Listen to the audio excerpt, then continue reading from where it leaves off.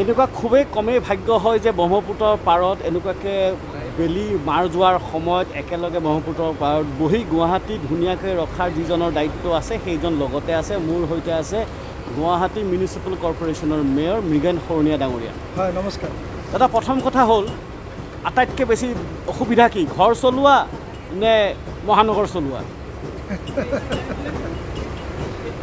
মহানগৰটো চলি যায়, সকলোৱে মিলি চলায়। ঘৰ চলোৱাখিনি অলপ কষ্ট হয়। এনেকুৱা গৰমত আটাইতকৈ বেছি আপুনি কি বিচাৰে, যে ৰ'দ দি থাকক নে বৰষুণ দিয়ক? মোৰ মতে বতাহ দিব লাগে। বতাহ দিলে সকলোৱে ভালকৈ থাকিব পাৰে। বৰষুণ দিলেও কিছুমানৰ অসুবিধা হয় আৰু ৰ'দ দিলেও বহু মানুহৰ অসুবিধা হয়। সেইকাৰণে গুৱাহাটীত থাকি মৃগেন শৰণীয়াই বৰষুণ বা পানীলৈ ভয় কৰে? না, মই কাৰোলৈকে ভয় নকৰোঁ। কাম কৰি ভাল পাওঁ আৰু কামটো সমাধান কৰিব পাৰিলে আৰু বেছি ভাল পাওঁ। তো ৰাইজে বিচাৰে ৰ'দ, মৃগেন শৰণীয়া ডাঙৰীয়াই বিচাৰে বতাহ, বৰষুণ কেতিয়াও নালাগে, কম হ'লেই ভাল, কাৰণ তাৰো উত্তৰ তেখেতেই দিব লাগে। তৃতীয় কথা, আপোনাৰ ওচৰত ৰাইজৰ অভিযোগ আহে, দিনে 100-150 অভিযোগ আহে। আটাইতকৈ বেছি গুৱাহাটীত ৰাইজৰ অভিযোগ কি? আটাইতকৈ তেওঁলোকৰ বহুখিনি অভিযোগ নিদিয়ে, তথাপি যিখিনি অতিৰঞ্জিত হৈ যায়, জাবৰ জোঁথৰে হওক, নলা নৰ্দমা মাটি বা হেৰি হওক, সেইখিনিকে বেছিকৈ কয়। আৰু ৰাস্তা ঘাটতো কথা সমস্যাটো আহে, সেইখিনিলৈকে গোটেইখিনিয়ে সমস্যা আহে প্ৰায়, কিন্তু বেছিকৈ জাবৰ জোঁথৰ সমস্যাটো আহে বেছি। এই যিমান সময়কাল আপুনি দ্বিতীয়বাৰলৈ মেয়ৰ হৈ থাকিল বা আছে, এইটো সময়ত আটাইতকৈ বেয়া অভিজ্ঞতাটো কি?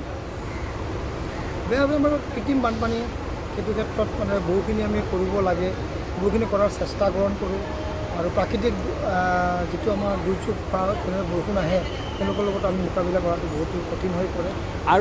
আৰু কথাটো হ'ল যে আটাইতকৈ ভাল স্মৰণীয় বা উল্লেখনীয় কাম কোনটো বুলি ভাবে? সেইটো আমাৰ বিজুলী বাতি সুন্দৰভাৱে আমি কৰিছোঁ। গুৱাহাটী পৌৰ নিগমৰ আমাৰ GECL গুৱাহাটী ইলেক্ট্ৰিচিটি কোম্পানীয়ে চুকে কোণে আমি লাইট জ্বলাব পাৰিছোঁ। গুৱাহাটী বহুতো ঠাইত আমি হাইমাষ্ট লাইট দিব পাৰিছোঁ।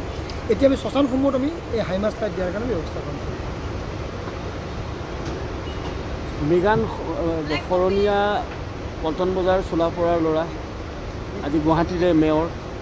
কিমান সুবিধা গুৱাহাটীৰ ল'ৰা এটাই যদি গুৱাহাটীৰ মেয়ৰ হয়গৈ, আচলতে গুৱাহাটীবাসীৰ কাৰণে কিমান সুবিধা?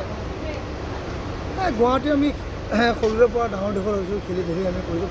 গুৱাহাটীৰ প্ৰতিটো সমস্যাৰ লগত আমি চিনাকি আছোঁ বা বিভিন্ন ধৰণৰ কৰিছোঁ, আৰু গুৱাহাটীৰ বিভিন্ন ধৰণৰ মানুহ চিনি পাওঁ। সেইকাৰণে এটা সুবিধা হয়। আৰু মেয়ৰ বুলি নহয়, এইটো গুৱাহাটী বাকী সেৱা কৰা এটা দায়িত্ব হয়। সেই দায়িত্বটো আমি সুচাৰুৰূপে পালন কৰিব পাৰোঁ, সেইটো মোৰ ভাৱ।